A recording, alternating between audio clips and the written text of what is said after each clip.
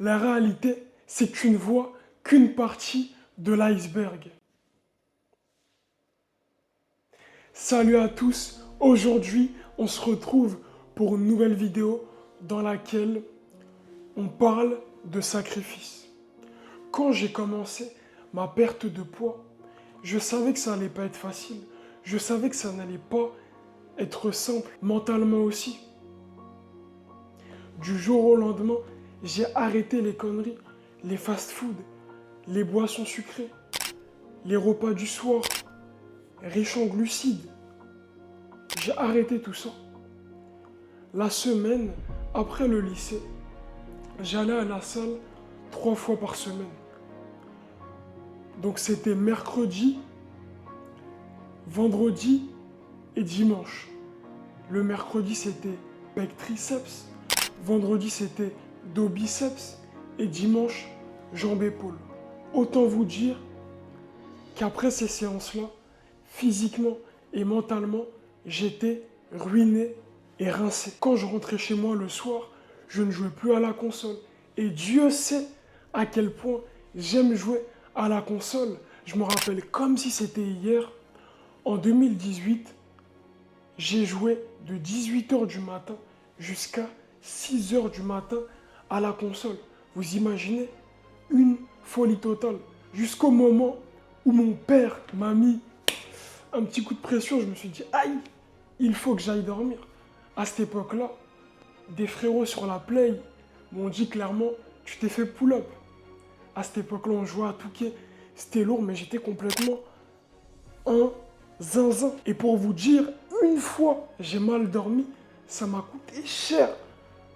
Je me rappelle, dans le process, à mes débuts, je jouais à la play le soir avec des gars du lycée sur FIFA. En club pro, c'était lourd. D'ailleurs, si vous vous reconnaissez, big up à vous.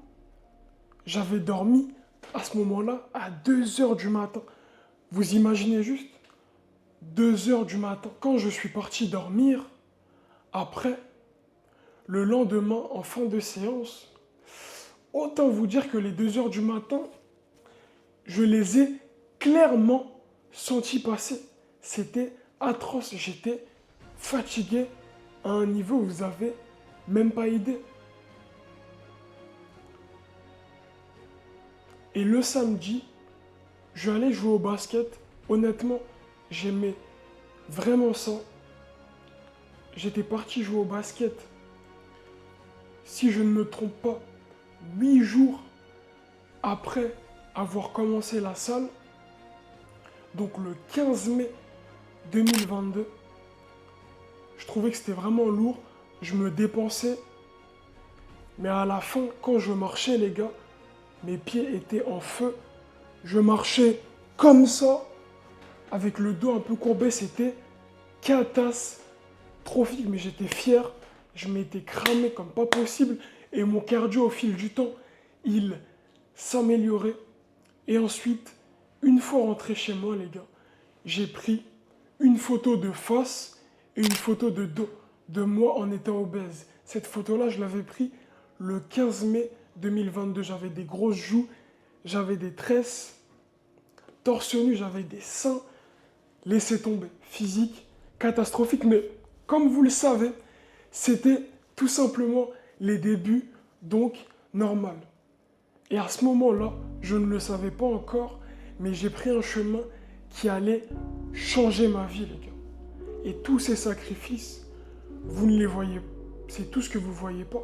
Vous pensez que le plus dur, c'est l'entraînement, l'alimentation, mais s'entraîner et manger correctement et se mettre en déficit calorique, c'est peut-être la chose la plus simple à faire. Tout simplement.